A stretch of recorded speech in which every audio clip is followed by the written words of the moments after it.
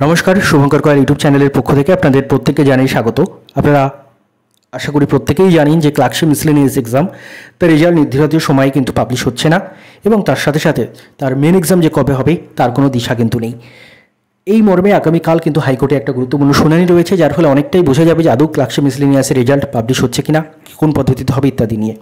তো সব আলোচনায় থাকবে। চলুন শুরু করা যাক। ভিডিও শুরু করার আগে একটা ছোট্ট ঘোষণা বন্ধুরা, টেক্সটবুক ইন্ডিয়ার one of the best coaching institute এবং সবথেকে বিখ্যাত মক টেস্টের জন্য একটা সাবস্ক্রিপশনের আন্ডারে আপনি কিন্তু 800-র বেশি এক্সামের মক টেস্ট পেয়ে গিয়ে থাকেন এবং টোটাল 1.5 লাখের বেশি কিন্তু মক টেস্ট পেয়ে গিয়ে থাকেন। অলরেডি 22 লাখ স্টুডেন্ট কিন্তু প্রিপারেশন নিচ্ছে। 12টার বেশি ল্যাঙ্গুয়েজে আপনি মক টেস্ট দিতে পারেন। তো যাদের ইন্টারেস্ট রয়েছে একটু দেখে নেবেন। পাস প্রো মেনলি দুটো ফিচার্স থাকে, পাস প্রো এবং পাস প্রো ম্যাক্স। পাস প্রোর মধ্যে আপনি কিন্তু 1.5 লাখের বেশি মক টেস্ট, 30,000-এর বেশি প্রিভিয়াস ইয়ার কোশ্চেন এবং তার সাথে সাথে আরও কিন্তু সমস্ত লাইভ টেস্ট যা রয়েছে তার সাথে সাথে সমস্ত টেস্টকে যতবার ইচ্ছে রিঅ্যাটেম্প করতে পারেন। পাস প্রো ম্যাক্সের ক্ষেত্রে কিন্তু এই সমস্ত ফিচার্সগুলো থাকে, তার সাথে সাথে র্যাঙ্কার্স টেস্ট সিরিজ থাকে এবং তার সাথে সাথে 10,000 প্লাস স্টাডি নোটস এবং রিয়েল টাইম ডাউট সলিউশনের কিন্তু অপশন থাকে। একটা মক টেস্ট যখন আপনি দেবেন সেই মক টেস্টের কিন্তু রিয়েল টাইম পারফরমেন্স আপনার কিন্তু দেখিয়ে দেওয়া হবে, আপনি কত পারফর্ম করছেন, কত র্যাঙ্ক করছেন সেই মক টেস্টে যতজন দিচ্ছে তাদের মধ্যে। তার সাথে সাথে আপনার কিন্তু কোন সাবজেক্টে আপনি বেটার স্কোর করলেন, কোন সাবজেক্টে আপনি খারাপ স্কোর করলেন সেটাও কিন্তু দেখে নিতে পারেন এখান থেকে। এবং তার সাথে যখন ইচ্ছে যে কোনো এক্সামের মক টেস্ট এখান থেকে কিন্তু আপনারা দিতে পারবেন এবং সবচেয়ে বড় কথা হচ্ছে আপনার র্যাঙ্কও এখানে আসবে, যার ফলে আপনি নিজেকে দেখতে পারবেন যে আপনার প্রিপারেশনে আপনি কোন লেভেলে রয়েছেন, আরও কতটা আপনার প্রিপারেশন করতে হবে। এবং টপার্স যেদের সঙ্গেও কিন্তু আপনার স্কোরের তুলনা এখানে আপনি কিন্তু করতে পারবেন। একটা টেস্টকে যতবার ইচ্ছে কিন্তু আপনি রিঅ্যাটেম্পটও করতে পারবেন। এই সমস্ত ফিচার্স রয়েছে কিন্তু টেক্সটবুক পাস প্রো এবং পাস প্রো ম্যাক্সে। পাস প্রো ম্যাক্সে কিন্তু এক্সট্রা 3টে ফিচার্স রয়েছে। র্যাঙ্কার্স টেস্ট সিরিজ রয়েছে, 10,000 প্লাস স্টাডি নোটস রয়েছে এবং রিয়েল টাইম ডাউট সাপোর্টও কিন্তু এখানে রয়েছে। এই সমস্তগুলোই কিন্তু আপনি টেক্সটবুকের পাস প্রো এবং পাস প্রো ম্যাক্স সাবস্ক্রিপশনের মধ্যে পাবেন। যাদের ইন্টারেস্ট রয়েছে অবশ্যই ডিসক্রিপশন চেক করে নেবেন। SUBI শুভ এই কোডটা ইউজ করতে ভুলবেন না। SUBI শুভ কোডটা ইউজ করলে কিন্তু আপনারা এক্সট্রা 12% ডিসকাউন্ট পেয়ে যাবেন। ডিসক্রিপশনে লিঙ্ক থাকবে, যাদের ইন্টারেস্ট রয়েছে অবশ্যই চেক আউট করবেন। এবার আমাদের ফেরা যাক ভিডিওর মূল আলোচ্য টপিক, ক্লার্কশিপ মিসলেনিয়াসের রেজাল্ট বের হবে কিনা সেটা কিন্তু আগামীকাল নির্ধারিত হচ্ছে। আপনারা জানেন PSCর বিরুদ্ধে অলরেডি কেস হয়েছে। যে কী মর্মে কেস হয়েছে? PSCর বিরুদ্ধে কেস হয়েছে যে PSC OBC অর্ডার মানছে না, OBC অর্ডার না মেনে কিন্তু PSC রিক্রুটমেন্ট চালিয়ে যাচ্ছে এবং এর মধ্যে সমস্ত এক্সাম যেগুলোর মেন এক্সাম প্রিলিমস বা মেন্স এক্সাম হয়ে গেছে, যেগুলো রেজাল্ট পাবলিশ হচ্ছে বা হবে, সমস্ত এক্সাম কিন্তু এর আন্ডারে চলে আসছে। তেমনি আমাদের ক্লার্কশিপ মিসলেনিয়াস এক্সামও কিন্তু এর আন্ডারে পড়ছে।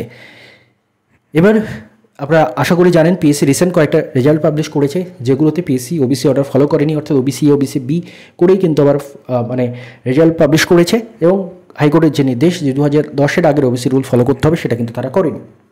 এর বিরুদ্ধে আগামীকাল এর বিরুদ্ধে যে কেস হয়েছিল সেটা দেখতে পাচ্ছেন আমরা হাইকোর্টের অফিসিয়াল ওয়েবসাইট থেকেই আপনাদের দেখাচ্ছি। মান্থলি লিস্ট দেখতে পাচ্ছেন, ডেট দেওয়া রয়েছে কিন্তু 5ই মে 2025। কিন্তু এই যে কেসগুলো এটা কিন্তু 6ই মেও কিন্তু উঠবে। এখানে দেখতে পাচ্ছেন, আমি যদি এখানে আপনাদের একটু বোঝার সুবিধার্থে মার্ক করে দিই, আশা করি দেখতে পাচ্ছেন 6/5/2025 তারিখে কিন্তু কেসটা উঠবে, কেসগুলো উঠবে, কেসটা নয় অনেকগুলো কেস রয়েছে, দুপুর দুটোই। আপনার এক এক করে দেখিয়ে দিই। দেখতে পাচ্ছেন এই যে মেন কেস যেটা Amalchandra Das versus state of West Bengal, এটা এবং তার সঙ্গে Atmadeep versus state of West Bengal, এই দুটো মেন OBC কেস। তার সঙ্গে টাই আপ করা প্রচুর কেস রয়েছে, সমস্তটাই OBCর এই বিভিন্ন OBC রুলস মানা হচ্ছে ইত্যাদি। সাথে সাথে আরও বিভিন্ন OBC রুলস নিয়ে যে বেনিয়মগুলো হয়েছে সেগুলোর ভিত্তিতেই। তার মধ্যে একটা কেস যেটা দেখতে পাচ্ছেন, প্রথমত এই Atmadeep versus state of West বেঙ্গলের কেস দেখতে পাচ্ছেন এবং Atmadeep versus doctor Manoj France chief secretary Nabanna, এনার কেসটাও রয়েছে। তো এই কেসগুলোর মধ্যেই কিন্তু রয়েছে আমাদের PSCরও কেসটা এবং এই PSCর কেসটাও কিন্তু Atmadeep versus state of West বেঙ্গলের আন্ডারেই আসছে। আত্মদ্বীপ এই যে এই কেসটা দেখতে পাচ্ছেন, দুটো কেস, একটা হচ্ছে Atmadeep versus state of West Bengal এবং Atmadeep versus state of West Bengal একটা কেস এবং Atmadeep versus doctor Manoj France chief secretary Nabanna, এই কেসগুলো কিন্তু আসছে। এবার এখানে নির্ধারিত হবে আলটিমেটলি যে PSC যে নিয়োগ প্রক্রিয়াগুলো চালাচ্ছে সেগুলো কতটা ভ্যালিড এবং কালকে আমরা জানতে পারবো যে আদৌ ক্লার্কশিপ মিসলেনিয়াস রেজাল্ট পাবলিশ হচ্ছে কিনা। কারণ এখানে জটিলতাটা এই যে কোর্টের রায় কিছু ক্ষেত্রে বলা হচ্ছে, যারা মামলা করেছেন তাদের ক্ষেত্রে যে কোর্টের রায় PSC মানছে না, কন্টেম্প অফ কোর্ট বা আদালত অবমাননার মামলা হয়েছে এখানে PSCর বিরুদ্ধে। এবং সেখানে ব্যাপারটা এই দাঁড়াচ্ছে যে যারা মামলাকারী তারা যেটা বলছেন, তারা হাইকোর্টের জাজমেন্ট থেকে বলছেন এবং হাইকোর্টের জাজমেন্টের ইন্টারপ্রিটেশন সংক্রান্ত ব্যাপার একটা রয়েছে। PSC একভাবে ইন্টারপ্রিট করছে, যারা মামলা করছেন তারাও একটাভাবে ইন্টারপ্রিট করছেন। এবং এখানে যেটা আমরা অলরেডি দেখছি যে পিএসসির মনোভাব এটাতে যে ওবিসি রুলস এগুলোর ক্ষেত্রে অনগোয়িং প্রসেস বলে দিয়ে ওবিসি রুলস যেটা 2010-এর আগে মানতে হবে, ওবিসি 2010-এর আগে যে রুলসটা ছিল সেটা মানতে হবে, যেটা হাইকোর্টের অর্ডার, সেটা কিন্তু পিএসসি ফলো না করেই রিসেন্ট কতগুলো রেজাল্ট পাবলিশ করেছে এবং ক্লার্কশিপ মিসলেনিয়াসের ক্ষেত্রেও কিন্তু সেই জিনিসটা হয়তো পিএসসি করতে চাইবে।